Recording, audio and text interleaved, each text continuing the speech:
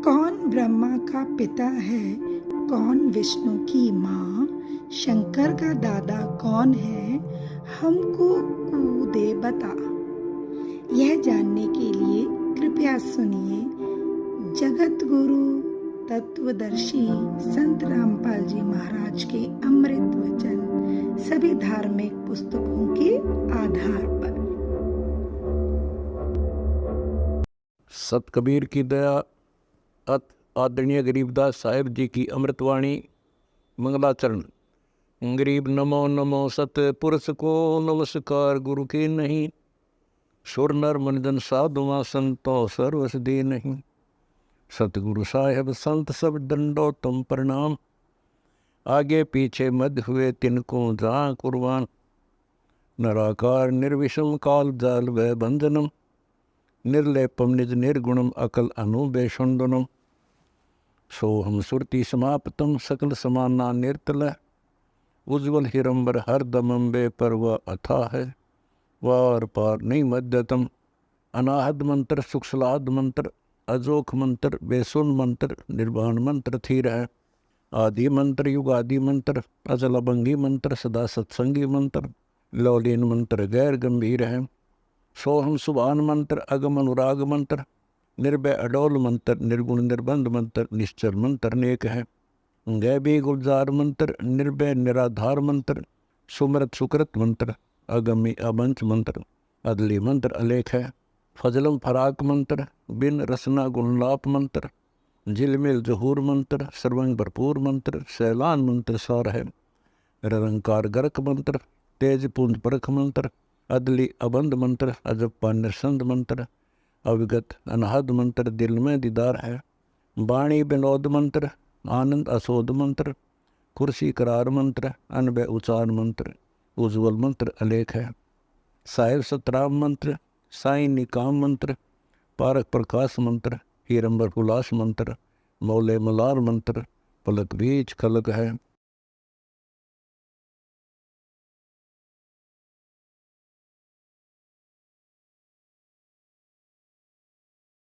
की जय। बंदी छोड़ कबीर साहेब की जय। बंदी छोड़ गरीबदास जी महाराज की जय। स्वामी राम देवानंद जी गुरु महाराज की जय।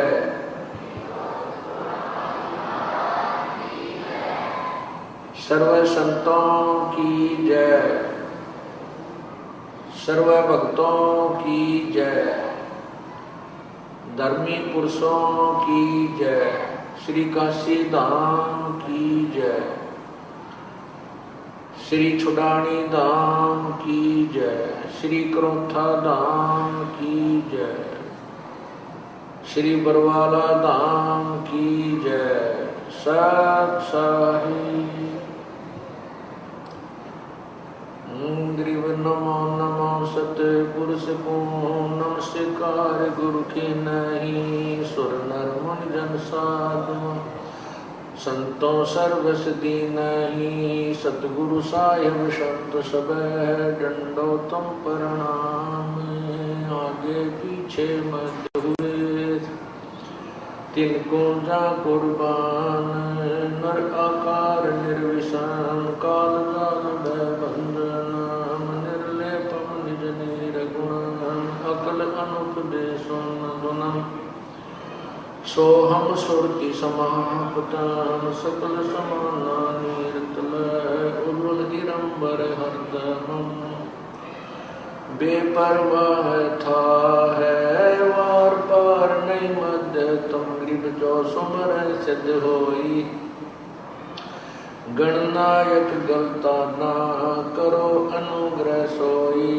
पारस पद परवाना आदि गणेश मनाऊं। गणनायक देवन देवा चरण कमल लाऊं। आद अंत करु सेवा ब्रह्म शक्ति संगीत, रिद्धि सिद्धि दाता सोई। अविगत गुण अतीत सत्य पुरुष निर्मोही। जगदम्बा जगदीशम मंगल रूप मुरारी।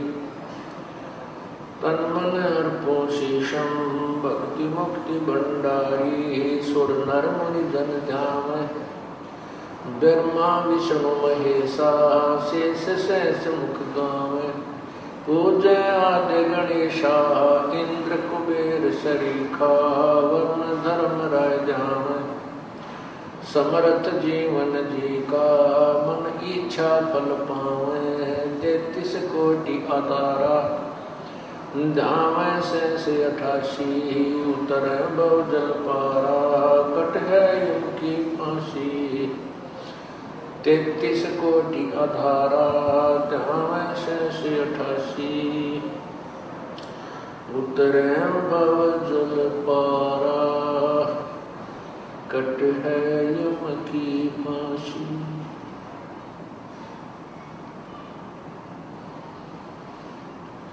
कर जोरों विनती करो धरो चरण पर शीश गुरु राम देवानंद जी महाराज ने दिया ज्ञान बख्शीश कोटि कोटि सिजदा करो कोटि कोटि प्रणाम चरण कमल में आखियों में बंदी जान गुलाम। अब गुण किए तो बहुत किए करत न मानी आर भावे बंदा बख्श दियो भावे गर्दन मारी। अब गुण किए तो बहुत किए करत न मानी यार भावे बंदा बख्श दियो भावे गर्दन उतार। अब गुण मेरे बाप जी बख्शो गरीब निवाज जो मैं पूत कपूत हूँ मोर पिता कौन।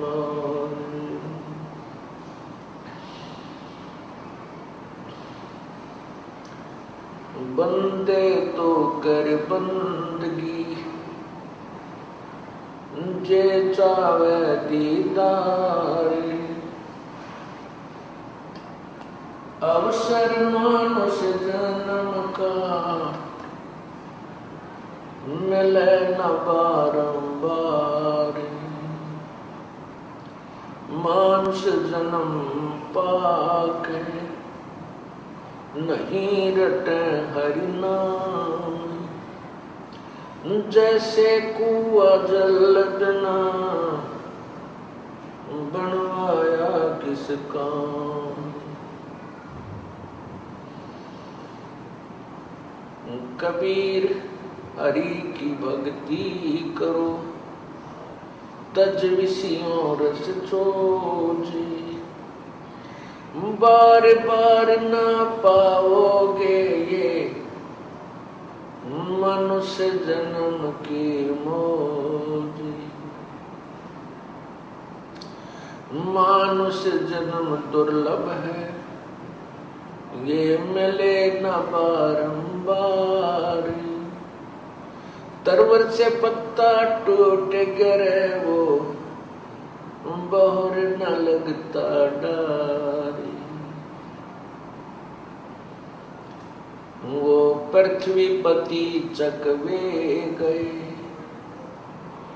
जिनके चक्कर चलते रावण सरीखे कौन गिने ऐसे गए अनंते।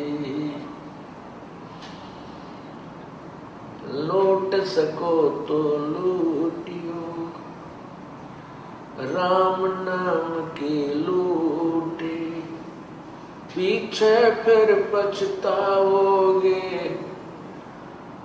प्राण जहांगे छूटे, नहीं भरोसा देखा। ये विनस जावे छन माही, श्वास उश्वास में नाम जपो,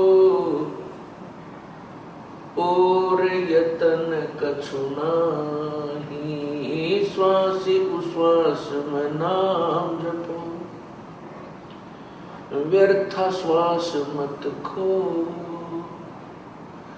न जाने इस श्वास को आवण होक न हो।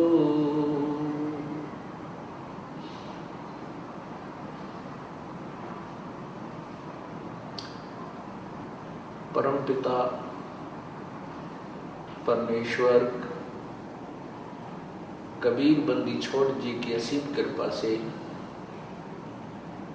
आज हमें ये सत्संग का सुअवसर प्राप्त हुआ है, जिसमें परमेश्वर की अपनी ही रजा होती है। उस समय ये शुभ समागम प्रारंभ हुआ करते हैं, और ऐसे शुभ समागमों में जिन पुण्यात्माओं को आने का अवसर प्राप्त होता है वो परमात्मा की विशेष प्रिय आत्माएं होती हैं।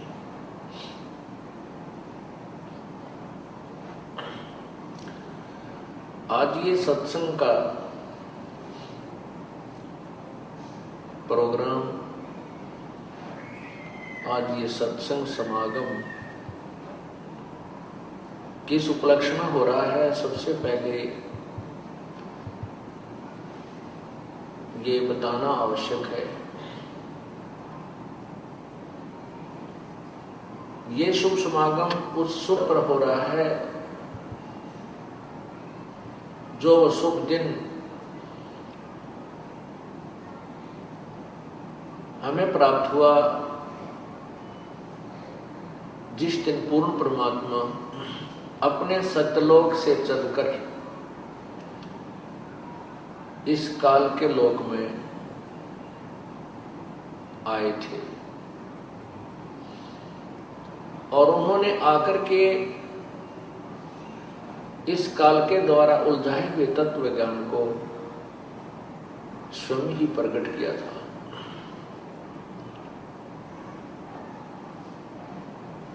वो शुभ दिन है ज्येष्ठ सुदी पूर्णमासी, जो 18 जून सन 2008 को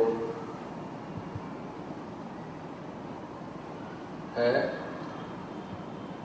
उसी के उपलक्ष्य में ये 5 दिवसीय शुभ समागम उस परम पिता के असीम कृपा से आज प्रारंभ हो रहा है। आज ये 14 जून सन 2008 का शुभ दिन है।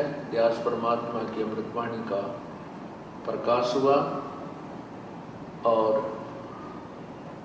प्रभु की महिमा का गुणगान किया जाएगा।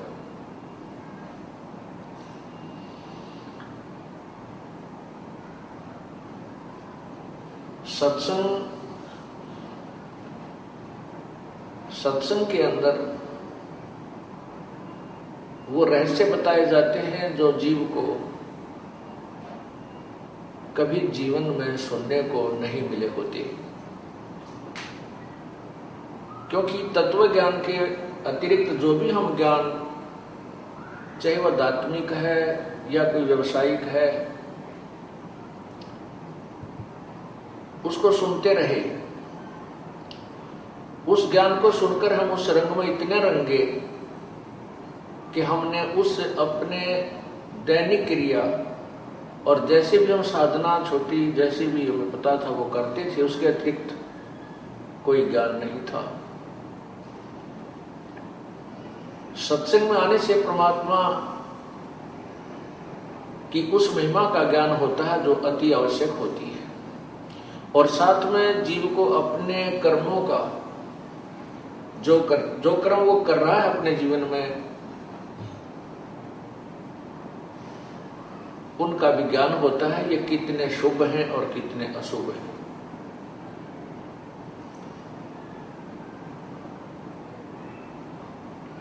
सत्संग में आने से जीव को ज्ञान होता है तू कौन है और कहां से तू आया था और कितने दिन का तू मेहमान है।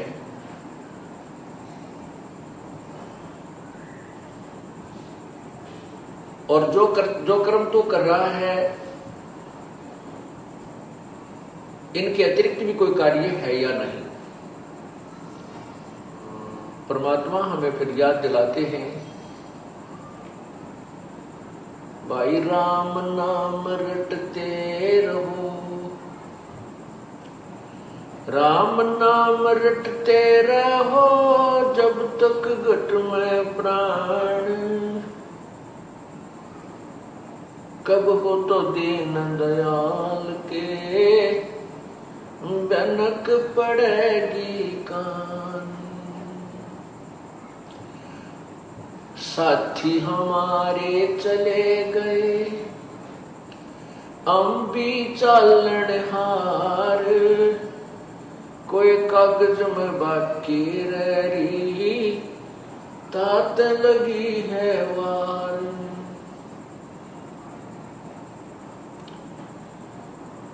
कबीर पतझड़ आवत देख कर बन रोवे मन माही, जो ऊंची टहनी पात थे अब पीले हो जाए।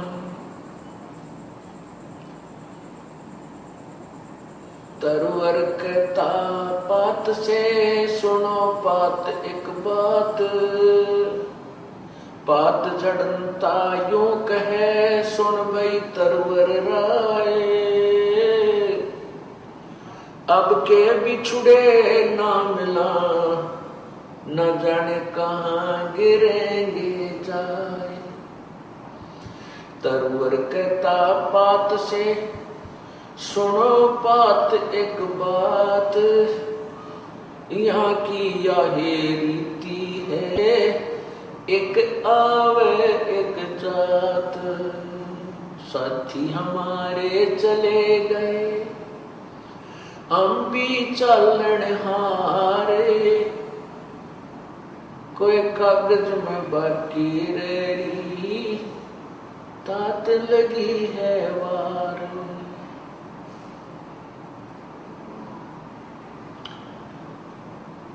परमपिता परमात्मा पूर्ण ब्रह्म सारी सृष्टि के रचनहार कबीर परमेश्वर जी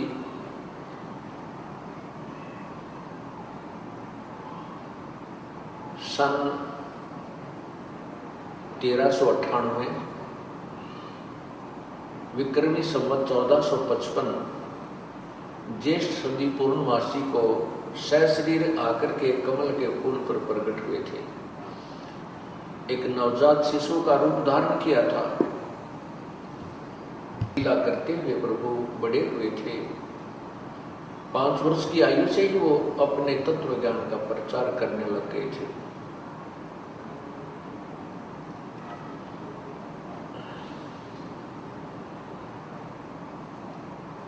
सबसे पहले सत्संग में इस जीवात्मा को ये याद दिलाया जाता है कि तू यहाँ का रहने वाला नहीं है।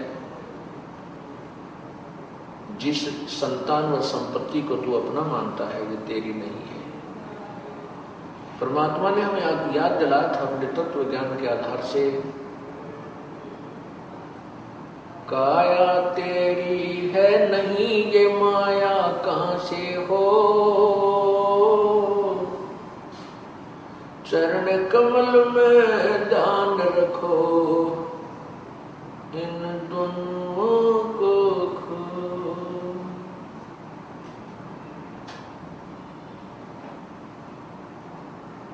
कबीरा वो दिन याद करो पग ऊपर तल शीस, मर्त मंडल में आके तो भूल गया जगदीश।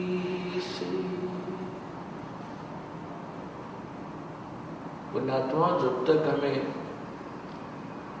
ज्ञान नहीं होता तो हम निर्भय रहते हैं, डरते नहीं। ना पाप का डर, ना मृत्यु का डर। जैसे अबोध बच्चा होता है, वो बालक बिजली के नंगे तार को छू लेता है, पकड़ लेता है, जहां से स्पार्किंग होकर, और उसमें आतिशबाजी हो रही होती है। उसको अच्छी वस्तु जानकर उसको भी छू लेता है और अपनी जान से हाथ धो बैठता है। बच्चा जब बड़ा हो जाता है, उसको बताया जाता है कि ये बिजली है, ये बहुत भयंकर है, इसके नंगे तार को हाथ नहीं लगाना चाहिए, नंगे तार से छूने से ये मार डालती है, मृत्यु को प्राप्त हो जाता है प्राणी। तो फिर वो बच्चा जब उसको ज्ञान सियाना होता है, उसको ज्ञान हो जाता है, तो ज्ञान होने से वो भय मानता है, डरता है, और डरता है तो उस भयंकर वस्तु के निकट नहीं जाता जो उसकी मौत का कारण बन जाती है। ठीक इसी प्रकार जब हम सत्संग में आते हैं,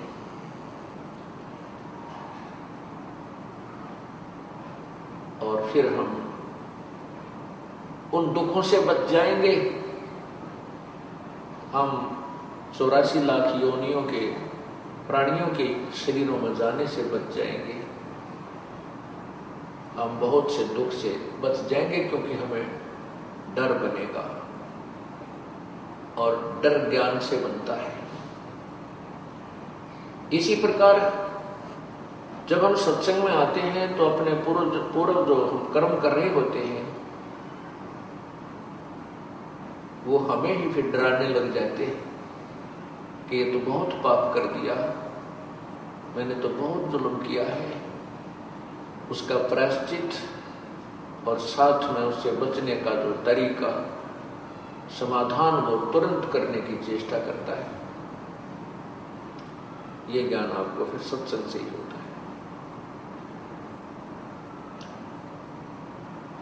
सत्संग के अंदर बताया जाता है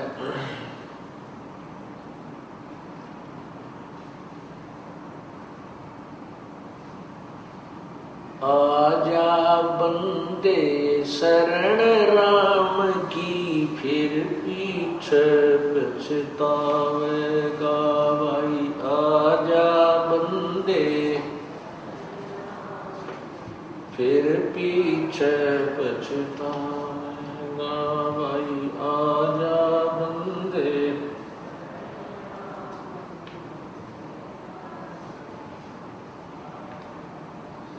आजा बंदे शरण राम की, फिर पछतावेगा। बालू की बीत पवन का खंबा, कब लग खैर मनावेगा। बालू की बीत पवन का खंबा, कब लग खैर मनावेगा। काल बली तेरे सिर पे बैठा, भुजा पकड़ ले जावे। काल बली तेरे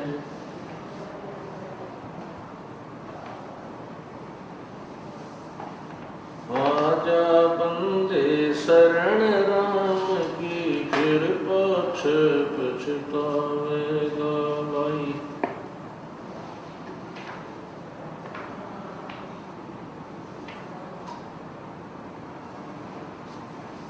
आजा बंदे शरण राम की,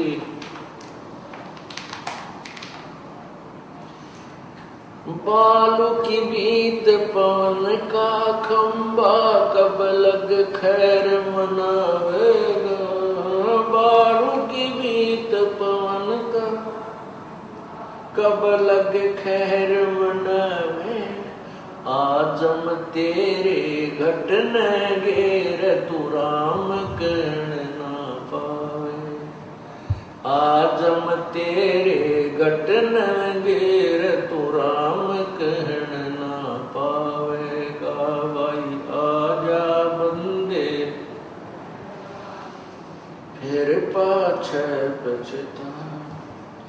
काल बली तेरे सिर पे बैठा वो जा पकड़ ले जावेगा।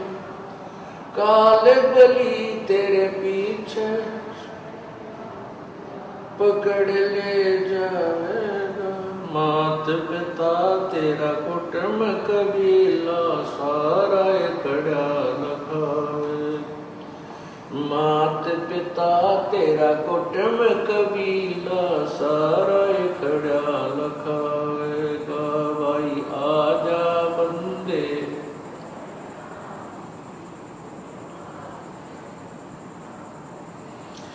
धर्म राय तेरा लेखा मांगे वहाँ क्या बात बनावेगा।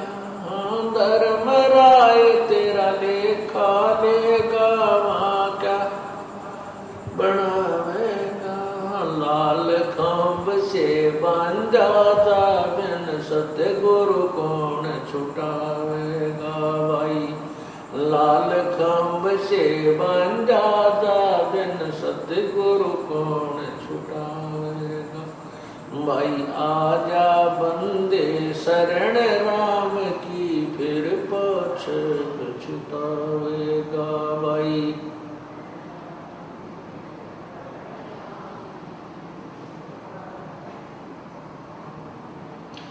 दिया लिया तेरे संग चलेगा दराड क्या रह जाएगा। दिया लिया तेरे संग चलेगा दराड क्या रह जाएगा। कहे कबीर सुनो भाई साधो करनी के फल पावेगा। हाँ कहे कबीर सुनो भाई साधो करनी के फल पावेगा। भाई आजा बंदे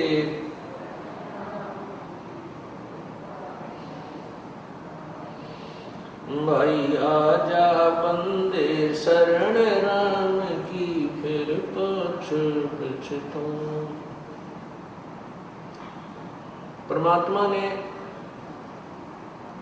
कबीर परमेश्वर जी ने क्या बताया है कि आजा बंदे शरण राम की।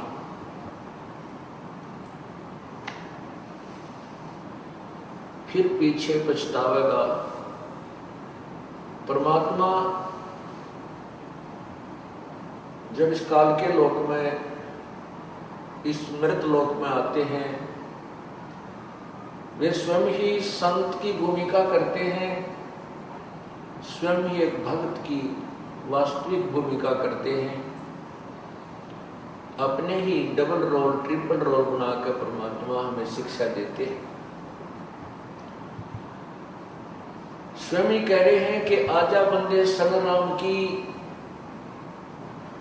परमात्मा की भक्ति में लग जा तू,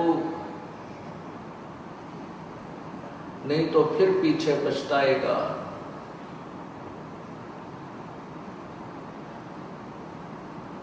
फिर साथ में हमें याद दिलाते हैं ये बालू की भींत, जैसे बालू रेत से द्वार बनाई जाए वो इतनी अस्थायी होती है कि वो कोई पशु का पैर लग जाए तो गिर जाए, तेज वर्षा आ जाए तो उसके नाम निशान नहीं मिला, तेज हवा से वो भी डिस्टर्ब हो जाती है, नष्ट हो जाती है। इसी प्रकार हमारा ये शरीर 5 तत्वों से बना हुआ पुतला है, इसका पता नहीं किस कारण से अंत हो जावे। एक्सीडेंट में ये नष्ट हो सकता है, पानी में डूब जाए, बिजली का करंट लग जाए, हार्ट अटैक हो जाए, कितना कैंसर हो जाए, कोई ना जाने कितने प्रकार की बीमारियां इसके पीछे लगी हुई है। और ऐसे गंदे ऐसे अस्थायी शरीर को पाकर तो इतना भूल गया कि भगवान भूल गए।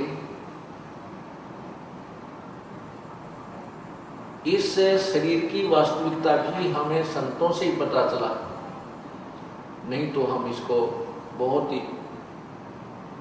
अच्छा और सथाई माने हुए थे। इसलिए हम डरते नहीं थे, इसलिए हम भगवान को याद नहीं करते थे। अब हमने इसकी अस्थायी तो का पता चल गया कि ये तो कुछ भी को नहीं। परमात्मा कहते हैं पानी जैसा बुदबुदा असमान उसकी जात, देखत ही छुप जावेगा जो तारा पर्वत। ये तो पानी जैसा बुलबुला, पानी के ऊपर एक बुलबुला आ जाता है, वो कुछ देर तो बहुत ज्यों का तो रहता है, 1 सेकंड में उसका पता नहीं चलता। इसी प्रकार ये मनुष्य शरीर है, एक बार हमारे हाथ से छूट गया, इससे प्राणी निकल गया, इसको सवा कर देंगे या किधर जमीन में गाड़ देंगे, इसका नाम और निशान मिटा दिया जाएगा। इसलिए हम इस मिट्टी से लाभ उठाना है। जैसे किसान मिट्टी से गेहूं उत्पन्न कर लेता है, अपनी जीवन रक्षक जो गेहूं को बना लेता है, उसे धन कमाता है, मकान बना लेता है, अपने कपड़े वस्त्र ब्याह शादी की व्यवस्था कर लेता है, मिट्टी से कर लेता है। ठीक इसी प्रकार हमने इस 5 तत्वों से बने हुए इस मिट्टी के महल से, इस मिट्टी के खेत से राम नाम का धन एकत्रित करना है, ये कमाई करनी है।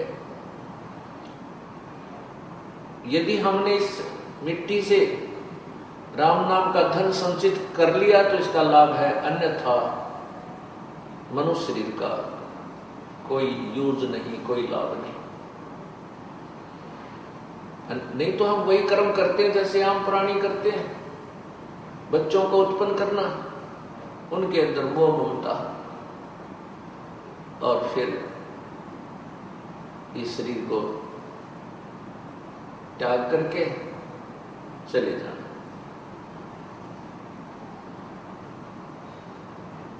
इसलिए परमात्मा हमें याद दिला रहे हैं, ये बालू की भींत, ये आपका जो शरीर है ये ऐसा जैसे बालू रेत की बनी हुई एक दीवार को, जो बिल्कुल अस्थायी, जिसका कोई भरोसा नहीं कब और किस कारण से नष्ट हो जाए, ऐसे शरीर, ऐसा शरीर है। और फिर कहते हैं इस मिट्टी से बने हुए शरीर की तू कब तक खैर मनावेगा, कब तक शुक्र मनावेगा। बीमार हो गया, कोई इंजेक्शन लगा दिया, राहत मिल गई, कैंसर होगी, डॉक्टर भी हाथ खड़े कर जाते हैं, भाई अब तो ये मृत्यु को प्राप्त होगा ही होगा। तो परमात्मा कहते हैं मान लीजिए 100 वर्ष भी रह गया तो भी अंत होना इसका, इसकी खैर कब तक मनाएगा,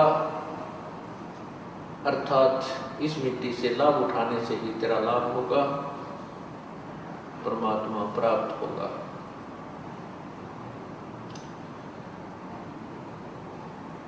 जो व्यक्ति भगवान नहीं बचते, परमात्मा को याद नहीं करते, जब तक उनके पूर्व जन्म के संस्कार होते हैं,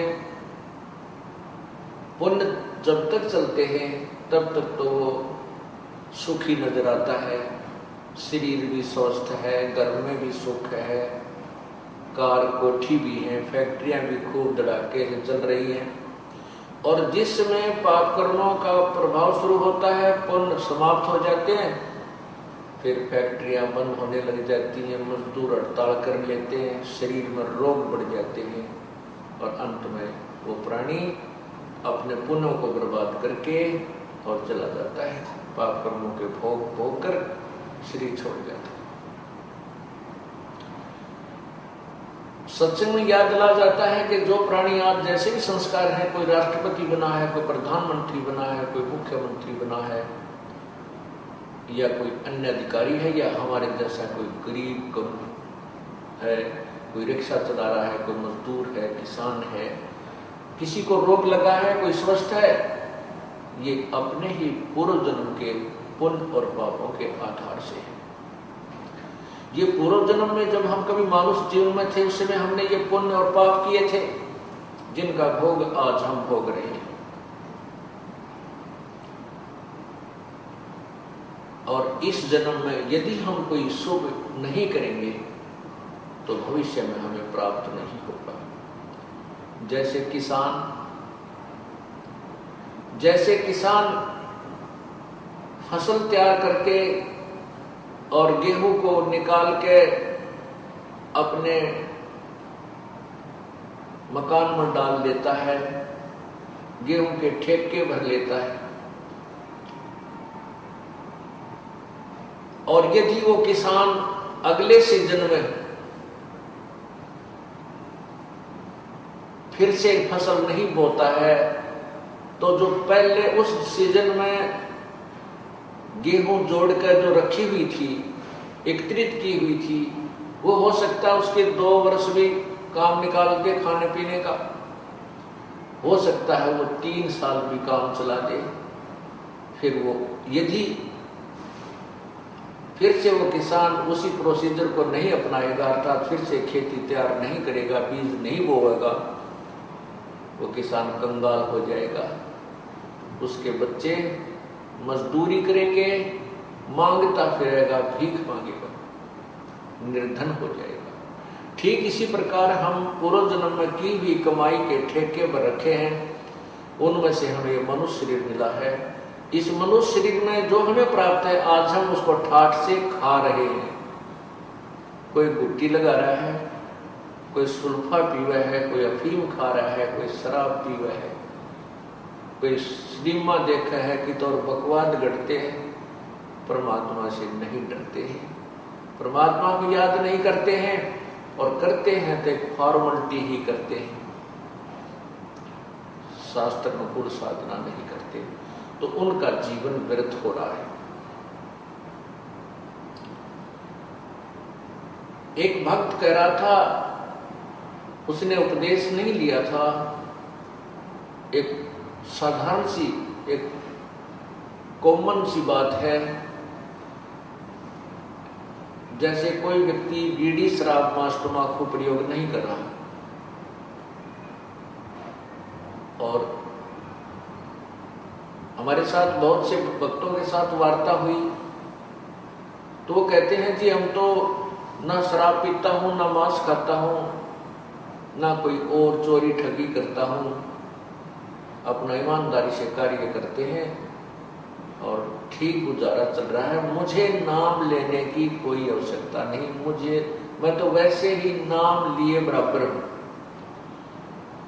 तो उसको फिर समझाया जाता है कि हे भोली आत्मा, जो अवगुण आप नहीं कर रहे, ये तो मनुष्य जीवन का प्रथम कर्तव्य है, और जो ये पाप भी, ये बुराइयां भी कर रहे हैं, वो तो और ज्यादा पाप के भागी बन रहे हैं। आप केवल उन पापों से बचे हुए हैं जो अन्य व्यक्ति वो शराब, मांस, तंबाकू, चोरी, ठगी करके जो पाप कमा रहे हैं, लेकिन जीवन आपका भी इनकम्प्लीट है। मनुष्य जीवन का कर्तव्य आपका पूर्ण नहीं है। जैसे 1 एकड़ जमीन में घास फूस, झाड़, बोझड़े, कांटेदार झाड़ियां खड़ी है, और उसके साथ वाले एकड़ में, साथ वाले किले में, खेत में किसान ने खूब अच्छी तरह संभाल रखा है, उसमें कोई झाड़ नहीं, कोई कांटेदार झाड़ी नहीं, वो बिल्कुल बोने योग्य करके छोड़ दिया, और बीज उसमें बीजा नहीं, तो क्या लाभ हुआ? जैसा वो झाड़ जनखाड़, कांटेदार झाड़ियां जिसमें कबाड़ उगा पड़ा है, उस खेत में और बाहे समारे खेत में कोई अंतर नहीं है, यदि उस बाहे समारे खेत में बीज नहीं बीजा जाता। ठीक इसी प्रकार जो पुण्यात्मा बुराई नहीं करते, वो तो समराया खेत है, वो तो वैसे ही पुण्यात्मा है, राम नाम लेते ही उसकी तो बहुत अच्छी श्रद्धा बन जाएगी। और जो बुराइयां करता है उसको साफ किया जाता है। जिस प्रकार किसान कितना ही खराब खेत हो, उसको कस्सी से, हल से, ट्रैक्टर से उसको कवाड़ियां पे काट पीट के उसके सारे घास उस अड़ंगे ने, कुबाड़ ने, खरपतवार ने काट के और निर्मल कर लेता है, साफ कर लेता है, फिर बाव और फिर बीज देता है। जो पुण्यात्मा बुराई नहीं करते, वो तो और अच्छी आत्माएं हैं, और जो बुराई करते हैं और सत्संग में आ जाते हैं कि सत्संग वचन सुनकर वो अभी साफ हो जाते हैं, दोनों बराबर हो गए। रही बात उन पापों की जो पाप उसने कर लिए, जो बुराई करता था, चोरी करता था, ठगी करता था, बीड़ी शराब मांस तंबाकू पीकर पाप इकट्ठे करता था, और दूसरे ने पाप किए नहीं। अब जिसने पाप किए उसका समाधान है परमात्मा के मंत्र में शक्ति है। जब ही नाम हृदय धरो भयो पाप को नाश, मानो जिनकी अग्नि की भाई पड़े पुराने घास।